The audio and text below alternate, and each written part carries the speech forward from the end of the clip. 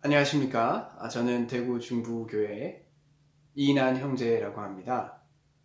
오늘 CBF 온라인 정기 집회에 말씀을 전하게 되었습니다. 만나서 반갑습니다. 초면부터 죄송하지만 질문을 한 가지 드리자면 독서를 좋아하시나요? 독서를 좋아하시는 분도 계시고 그렇지 않으신 분도 계실 줄로 압니다.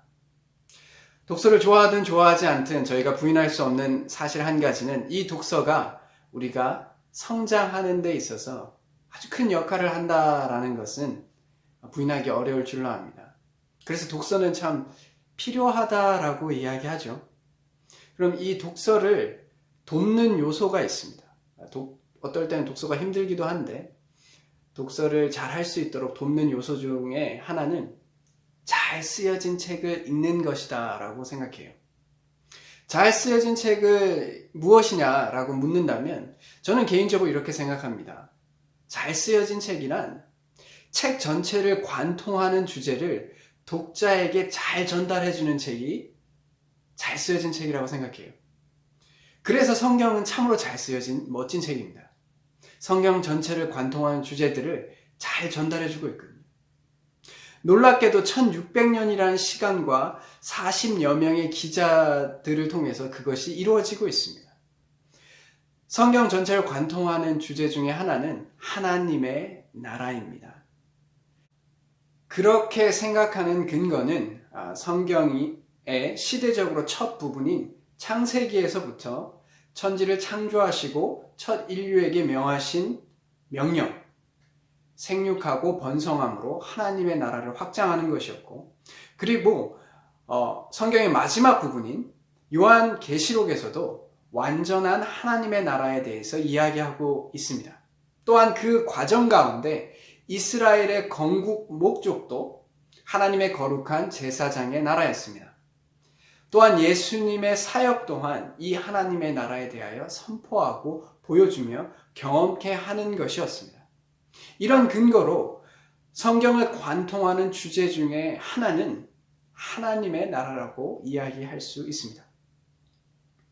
또 성경에서 말씀하시기를 이 하나님의 나라에 들어가기 위해서는 하나님의 나라가 가까웠으니 회개하고 복음을 믿으라 하시더라 라는 마가복음 1장 15절을 통해서 이야기하고 계십니다. 회개라 함은 내가 버린 하나님, 내가 배신한 하나님께 돌아가야 함을 깨닫는 겁니다. 내가 잘못하였구나. 내가 하나님을 저버린 것은 큰 죄악이었구나. 이제 하나님께로 돌아가야겠구나 라는 것을 깨닫는 것이 회개입니다. 복음이란 요한복음 14장 6절에서 말씀하시는 것처럼 내가 곧 길이요 진리요 생명이니 나로 말미암지 않고는 아버지께로 올 자가 없느니라 라는 말씀처럼 이제 하나님께로 돌아가려고 마음을 먹다 보니 돌아갈 수 있는 방법이라는 것은 결국 예수님을 통해서 돌아갈 수밖에 없다는 것을 깨닫는 겁니다. 그것이 복음이에요. 하나님 나라에 들어가기 위해 예수님을 알고 그분을 신뢰하는 것이 복음입니다. 또 하나님의 나라는 결국 하나님이 누구이신지에 따라서 그 나라의 특성이 보여집니다. 이 세상에서의 나라도 마찬가지입니다. 조선이라는 나라의 흥망성쇠가 결국 그 나라의 왕이 누구인지에 따라서 나눠지는 것처럼 우리가 하나님의 나라가 어떤 나라인지 알기 위해서는 하나님이 누구신지를 알아야 합니다. 그래서 예수님의 제자인 빌립이 예수님께 하나님 아버지를 보여달라고 얘기합니다. 하나님 나라의 주인이신 하나님을 보여달라고 이야기합니다. 이 질문에 대하여, 이 요구에 대하여 예수님께서 요한복음 14장 9절에 이렇게 말씀하시죠. 빌립아, 내가 이렇게 오래 너희와 함께 있으되 내가 나를 알지 못하느냐? 나를 본 자는 아버지를 보았거늘 어찌하여 아버지를 보이라 하느냐? 이 말씀처럼 하나님의 나라, 하나님의 나라의 주인인 하나님은 결국 예수님을 통해서 알 수 있다라고 하는 겁니다. 예수님이 누구신지를 알면 하나님이 누구신지를 알고 그러면 하나님의 나라가 어떠한 나라인지 알게 됩니다. 그래서 그것을 알 때 하나님의 나라를 체험하며 사는 하늘 시민권자가 되는 것입니다. 그렇기 때문에 이 성경은 사실 예수님을 보여주고 있는 겁니다. 그래서 예수님께서도 이 성경이 이 구약의 모든 이야기들이 자신에 대해서 이야기하고 있다라고 이야기하는 겁니다. 그래서 사복음서에서 중점적으로 이야기하는 것이 예수님이 누구신가 라는 겁니다. 우리가 예수님을 알면 하나님의 나라를 알고 하나님을 알게 되는 것입니다. 요한복음 20장 31절에 이런 말씀이 있죠. 오직 이것을 기록함은 너희로 예수께서 하나님의 아들 그리스도이심을 믿게 하려 하며 또 너희로 믿고 그 이름을 힘입어 생명을 얻게 하려 함이니라. 예수님을 통해서 하나님의 나라에 들어가게 되는 겁니다. 우리가 영생을 얻는다는 것은 하나님의 나라의 백성이 되었다는 것을 말하겠죠.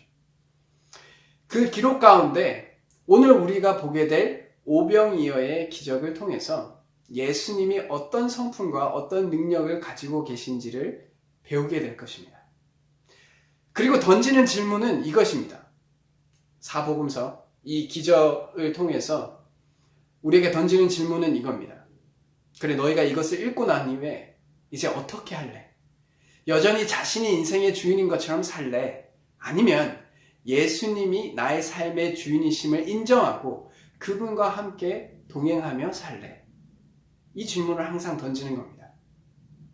후자의 인생이 예수님께서 말씀하신 하나님의 나라가 이미 우리 안에 임하였다라는 말씀의 의미일 겁니다. 그리고 그것이 제자의 삶을 사는 것의 의미이며 그리스도를 따르는 자들이라고 표현한 그리스도를 따르는 자를 의미하는 크리스천이다라는 말이 될 것입니다.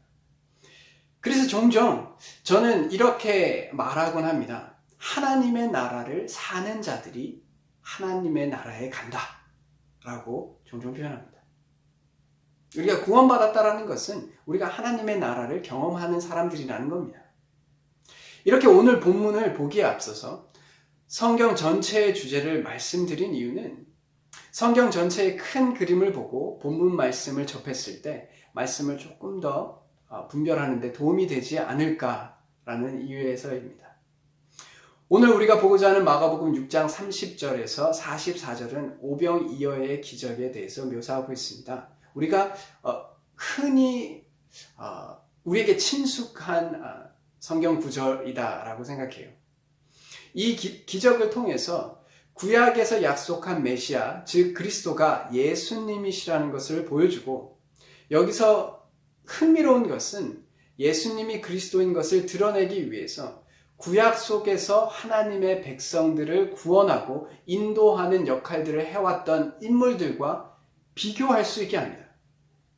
그림자로만 보여졌던 그리스도가 밝히 보여지게 되는 것입니다. 이 밝히 보여지신 예수님이 우리에게 어떤 분이 되시는지가 우리의 삶의 방향과 삶의 의미를 결정한다고 생각합니다. 먼저 31절에 보면 예수님께서는 제자들에게 따로 한적한 곳에 와서 잠깐 쉬라고 하셨습니다. 그 이유는 제자들이 아마 전도 여행으로 몹시 지쳐 있었기 때문일 것입니다. 가버나움은 오고 가는 사람들이 너무 많아서 음식 먹을 겨를도 없었고, 그래서 32절에 보면 제자들은 배를 타고 따로 한적한 곳으로 갔다라고 이야기합니다. 제자들이 간 그 한적한 곳은 이제 병행 구절인 누가복음 9장 10절에 나와 있는데요. 갈릴리 바다 건너편 벳세다라고 하는 동네에 있는 빈들이었습니다. 근데 33절을 보면 많은 사람들이 제자들이 배를 타고 가는 모습을 보고 다른 고을로부터 이제 제자들보다 먼저 그곳에 갔다라고 합니다. 사실 그렇게 제자들 입장에서는 그렇게 유쾌한 상황은 아닐 겁니다. 한적한 곳으로 쉬러 갔는데 사람들이 배를 탄 본인들보다 먼저 그 장소에 가 있는 것입니다. 이 벳세다라는 이 동네까지, 가버나움에서 벳세다라는 동네까지 100길로는 약 6.4km고요. 걸어서 이제 돌아서 가게 되면 약 16km가 됩니다. 여기서 우리가 생각해 볼 것은 이 사람들의 마음의 갈급함입니다. 간절함이 있었다라는 것을 생각해 볼 수 있습니다. 배로는 6.4km 더 짧은 거리인데 반도 안 되는 거리임에도 불구하고 사람들이 더 먼저 가 있었던 것입니다. 그런 무리들을 보고 예수님께서 참 그 마음에 국률한 마음을 품고 이렇게 34절에서 말씀하십니다. 예수께서 나오사 큰 무리를 보시고 그 목자 없는 양 같음을 인하여 불쌍히 여기사 이에 여러 가지로 가르치시더라 라고 말씀하셨습니다. 여기서 참 흥미로운 것이 있는데요. 저만 흥미로울 수도 있지만 이 말씀이 민수기 27장에서 모세가 자신의 사후에 이스라엘 백성들이 목자 없이 방황하는 군중들이 될까봐 걱정하는 마음과 같은 마음을 표현하고 있다는 겁니다. 민수기 27장 15절에서 17절에 보면 이런 말씀이 있습니다. 모세가 여호와께 여짜와 이르되 여호와 모든 육체의 생명의 하나님이시여 원하건대 한 사람을 이 회중 위에 세워서 그로 그들 앞에 출입하며 그들을 인도하여 출입하게 하사 여호와의 회중이 목자 없는 양과 같이 되지 않게 하옵소서. 예. 모세가 기도한 거였어요. 이스라엘 백성들에게 목자를 달라라는 겁니다. 자신은 이제 죽을 수 있기 때문입니다. 이제 죽음을 앞에 두고 있기 때문입니다. 물론 하나님께서 여호수아를 다음 세대 리더로 세우시면서 그 기도에 응답하셨지만 우리가 알고 있듯이 참 목자, 궁극적으로 우리에게 주신 목자는 예수 그리스도이신 것을 압니다. 그래서 예수님의 이 마음을 통해서 성경은 우리에게 예수님이야말로 우리가 기다리고 기다리던 그때 당시에 이스라엘 백성들이 기다리던 목자의 마음을 가진 참 목자이신 메시아인 것을 알게 되는 것입니다. 그래서 모세의 기도가 예수님의 성육신을 통해서 예수님의 공생애를 통해서 이제야 완전하게 응답되었는 것을 볼 수 있습니다. 또 35절과 36절을 보면 때가 저물어 가자 제자들이 예수님께 말하기를 무리를 두루 촌과 마을로 보내어 무엇을 사 먹게 하자라고 제안을 합니다. 그런데 이때 예수님께서 제자들에게 너희가 먹을 것을 주라고 하십니다. 이 말씀의 의도가 무엇일까요? 본문에서는 보기는 좀 어려울 것 같은데요.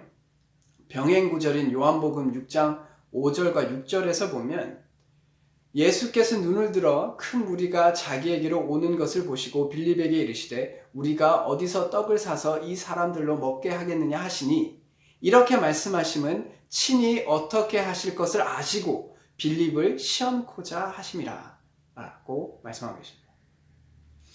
어떤 깨달음을 위해서 시험을 하고 계신 겁니다. 지금 이 시대에도 이 시대를 살아가는 저희들에게도 하나님께서 종종 이렇게 하십니다. 저에게 시험을 내시죠. 어떤 교훈을 깨닫게 하십니다. 예수님의 질문에 대한 제자들의 대답은 무엇이었을까요? 우리가 가서 200데나리온의 떡을 사다 먹이리이까? 라고 답변합니다. 오답이죠. 이때 당시에 성령 남자의 하루 일당이 한 데나리온입니다. 그래서 200데나리온이라는 말은 지금 시대에 하루 일당을 10만 원이라고 한다면 한 2천만 원 정도의 큰 돈이죠. 당연히 수중에 그 큰 돈을 가지고 다닐 수 없기 때문에 제자들은 반문하는 겁니다. 우리가 이걸 이렇게 큰 돈을 가지고 사와야 되냐라고 이제 반문하는 겁니다. 그럴 수 없다라는 것을 정중하게 이제 돌려서 이야기한 것이죠. 오답입니다. 왜냐하면 그들은 자신의 부족함에 집중하여서 예수님의 어떤 일들을 하실 수 있는 분이신지 잠깐 잊었습니다. 제자들의 볼품없는 떡 5개와 물고기 2마리가 예수님을 통해 5,000명을 먹이고도 남는 양이 되었습니다. 이 오병이의 사건과 비슷한 사건이 구약에도 있었습니다. 열왕기하 4장 42절에서 44절 보면 엘리사가 보리떡 20개로 100명을 먹이고 남는 이야기가 기록되는데요. 오병이어의 기적은 엘리사가 보리떡 20개로 100명을 먹이고 남겼습니다. 오병이어의 기적은 이 오병이어로 5,000명을, 최소한 5,000명을 먹이고 또 남았습니다. 많이 남았죠. 12광주리가 넘치도록 남았습니다. 이 말은 결국 엘리사 역시 하나님께서 그때 당시에 백성들을 구원하기 위한 선지자 역할을 하였습니다. 그러나 그런 선지자들과 비교될 수 없다라는 거예요. 예수님께서 엘리사보다는 최소 200배 이상의 큰 기적을 행하신 겁니다.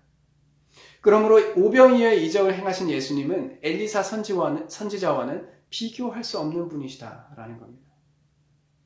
이 예수님을 그리스도로 고백할 수밖에 없는 이유가 여기에 있는 것입니다. 그래서 오병이어의 기적은 단순히 사람들을 먹인 것에 의미가 있다기보다, 그래서 우리도 가난한 자들을 도와야 된다, 배고픈 자들을 도와야 된다, 여기에 초점이 맞춰져 있는 것이 아니라 예수님께서 메시아인 것을 증거하는 초자연적인 표정인 것입니다. 그래서 요한복음 6장 33절에 보면 예수님은 모세 때에 하나님께서 주신 만나와 자기 자신을 비교하면서 이렇게 5,000명을 먹이신 것을 비교하시면서 이렇게 말씀하십니다. 하나님의 떡은 하늘에서 내려 세상에 생명을 주는 것이다 라고 말씀하시고, 49절과 51절에서 이야기하듯이 너희 조상들은 광야에서 만나를 먹었어도 죽었거니와 나는 하늘에서 내려온 살아있는 떡이니 사람이 이 떡을 먹으면 영생하리라. 내가 줄 떡은 곧 세상의 생명을 위한 내 살이다 라고 이야기하십니다. 결국 모세도 선지자였죠. 모세도 그때 당시에 하나님의 백성들을 구원하는 자였습니다. 구원하는 역할을 하는 사람이었습니다. 그러나 그에게 허락되었던 만나라는 기적은 예수님의 오병이어의 기적과는 비교가 되지 않는다는 겁니다. 그래서 이 말씀을 통해서 자신이 메시아이신 것을 선포하신 겁니다. 만나를 먹고도 죽었지만 산떡인, 생명의 떡인 예수 그리스도를 신뢰하고 믿는다면 영원히 죽지 않을 것임을 이야기하고 있는 겁니다. 하나님의 나라로 들어가게 된다는 것을 말씀하고 계시죠. 그래서 누가복음 9장 18절에서 20절에서도 그 오병이어의 기적의 병행 구절인데, 그 다음에 이 병행 구절이 끝나고 나서 이제 예수님께서 제자들에게 던진 질문이 바로 기록되어 있습니다. 예수님께서 묻기를 너희는 나를 누구라 하느냐? 베드로가 대답하여 이르되 하나님의 그리스도이시니이다 라고 이야기합니다. 그래서 이 기적은, 이 오병이어의 기적은 대부분의 기적이 그러한 것처럼 예수님의 정체성을 드러내는 것입니다. 그래서 우리가 이 기적을 볼 때 예수님은 그리스도, 구원자이시구나 는 것을 우리가 깨닫게 하시기 위해서 그런 기적을 행하셨습니다. 이 기적을 기록한 이유는 이 기적을 보고 우리도 베드로와 같은 고백을 하기를 원하시기 때문입니다. 예수님을 우리의 구원자이시며 주인이심을 인정하는 것입니다. 그리고 우리가 예수님을 우리의 그리스도로 인정한다면 예수님께서 이 땅에 생명의 떡으로 오신 이유를 알고 순종해야 합니다. 그리고 그 이유는 하나님께서 이스라엘 백성들에게 만나를 주신 이유와 같을 것입니다. 신명기 8장 3절에 이런 말씀이 있습니다. 너를 낮추시며 너를 줄이게 하시며 또 너도 알지 못하며 내 조상들도 알지 못하던 만나를 내게 먹이신 것은 사람이 떡으로만 사는 것이 아니요 여호와의 입에서 나오는 모든 말씀으로 사는 줄을 내가 알게 하려 하심이니라. 또 6절에 보면 내 하나님 여호와의 명령을 지켜 그의 길을 따라가며 그를 경외할지니라. 하나님께서 이스라엘 백성들에게 만나를 주신 것은 그들로 하여금 하나님의 공급하심을 통해 하나님 나라의 백성으로서 하나님의 말씀에 순종하며 그분을 경외하는 삶을 살게 하기 위해서입니다. 이것이 우리의 구원과 우리의 삶이 분리될 수 없는 이유입니다. 우리의 구원의 목적은 나의 나라를 위해 하나님을 이용하는 것이 아닙니다. 피조물이 창조주 하나님께로 돌아가는 것이요 그분이 나의 목적이 되시는 겁니다. 또한 하나님의 나라는 나의 연약함에 집중하는 것이 아니라 그런 나를 사용하시는 능력과 사랑이 무한하신 하나님 아버지를 의지하는 것이고 또한 그분을 신뢰하여 그분께 결과를 맡기는 것입니다. 우리 모두에게 있는 나만의 오병이어를 주님 앞에 내어놓을 때 나의 필요뿐만 아니라 다른 사람의 필요 또한 채워주시고 또 궁극적으로 하나님의 영광을 세상에 선포하게 하실 줄을 믿습니다. 감사합니다.